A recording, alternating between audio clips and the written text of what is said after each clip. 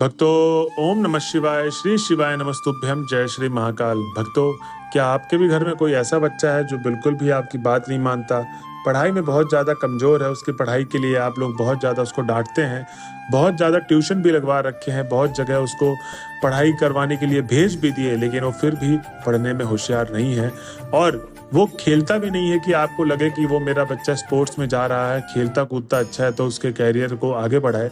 लेकिन कुल मिला के बात ये है कि बस वो टाइम वेस्ट करता है और गंदे दोस्तों के साथ रहता है। आपको डर सताया रहता है कि उसकी जो संगत है वो गंदे दोस्तों के साथ है और वो नशा पत्ती करने लग गया है। और अगर आपका बच्चा पढ़ने में होशियार हो, अगर आप चाहते हैं कि मेरा बच्चा बस ऐसे ही बना रहे जीवन भर और हमेशा वो अच्छे नंबर लाए, अच्छी जगह पे जाए, उसकी ग्रोथ अच्छी हो, तो चिंता मत करिए भक्तों। गुरुदेव जी आज के इस वीडियो में आप यही सारे समस्याओं के उपाय बताने वाले हैं। क्योंकि जैसे कि आप सबको पता है कि गुरुदेव जी की जो कथा होती है, उन कथाओं में बहुत सारे लोग उनको पत्र लिखते हैं, मनोकामना पूछते हैं अपनी।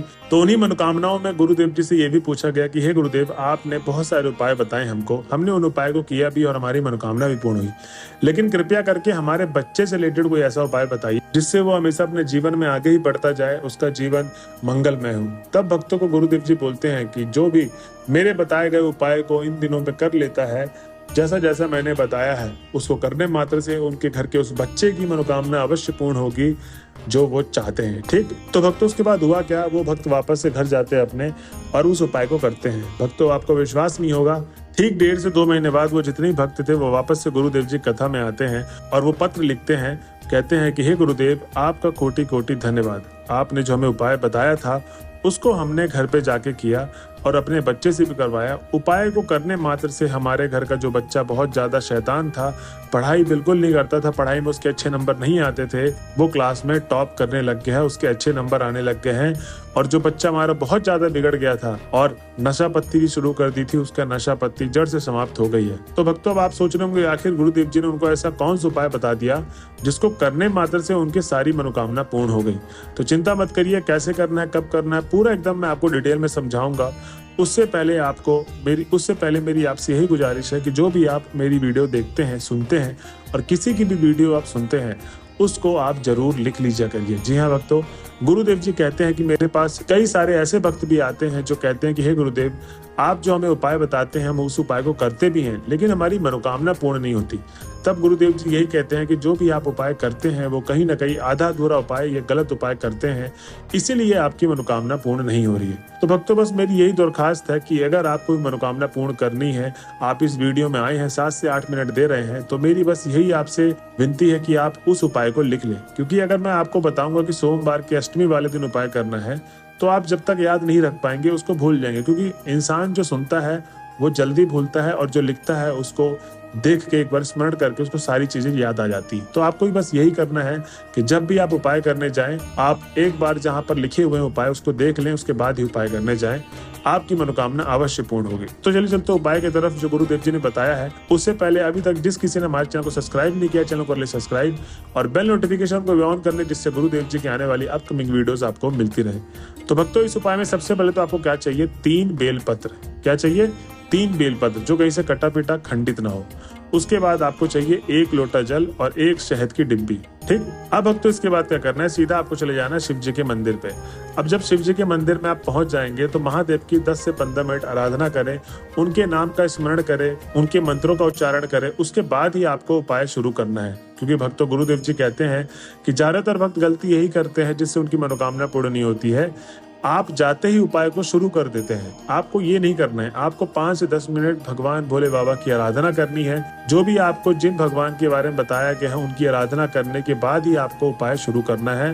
क्योंकि सच्चे मन से आप जो भी मनोकामना मांगेंगे वो आपको जरूर मिलेगा। अब भक्तों जब 7 से 10 मिनट आपने आराधना कर ली भगवान की, तो सबसे पहले जो जलाधारी वाला भाग होता है वहां पर आपको 3 बेल पत्र में शहद लगाना है। अब जो 3 बेल पत्र में शहद लगाएंगे वो बीच वाले पत्ते में लगा होना चाहिए और कहीं साइड के जो 2 पत्ते उस पर नहीं लगाना है। बीच वाले पत्तों में, तीनों बेल पत्र के पत्ते में आपको शहद लगा के जो जलाधारी वाला भाग होता है उसी में आपको वहां पर क्रमांक वाइज सीधा लंबा लंबा आपको चिपका देना है तीनों पत्तों को। उसके बाद आपको करना यह है कि जो भी आपकी समस्या है वो समस्या बोलनी है और 1 लोटा जो जल लिए थे, समस्या बोलने के बाद आपको मनोकामना बोलने के बाद वो 1 लोटा जल पूरा का पूरा शिवलिंग पर अर्पित कर देना। जी हाँ भक्तों, गुरुदेव जी कहते हैं कि जो भी कोई भक्त मेरे बताए गए उपाय को इस तरीके से करता है, उसकी मनोकामना अवश्य पूर्ण होगी।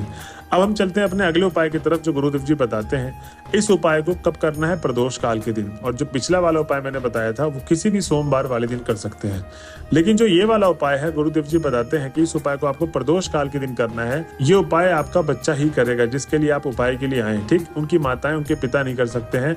इस उपाय में आपके बच्चे का होना जरूरी है। अब करना क्या है कि सबसे पहले तो आपको 2 बेलपत्र चाहिए, ठीक? अब जो 2 बेलपत्र लेंगे वो कहीं से खंडित ना हो, एकदम ताजे बेलपत्र चाहिए। और जो बेलपत्र का जो चिकना वाला भाग होता है, जैसे बेलपत्र का उल्टा और सीधा वाला भाग जो बेलपत्र का होता है वो चिकना वाला भाग होता है, उसमें आपको क्या करना है? लाल चंदन लगाना है। क्या करना है? लाल चंदन। दोनों बेलपत्र के पत्तों में आपको लाल चंदन लगा देना है और इस बार तीनों पत्तों में आपको लाल चंदन लगाना है, ठीक है? अब जब आप दोनों बेलपत्र में लाल चंदन लगा देंगे तो आपको अपने बच्चे के दाहिने हाथ में वो दोनों बेलपत्र रखना है और जैसे किसी को प्रणाम करते हैं तो अपने बाएं हाथ से उसको बंद कर लें, प्रणाम के रूप में आप उसको बंद कर लें और सीधा चले जाएं शिव जी के मंदिर पे।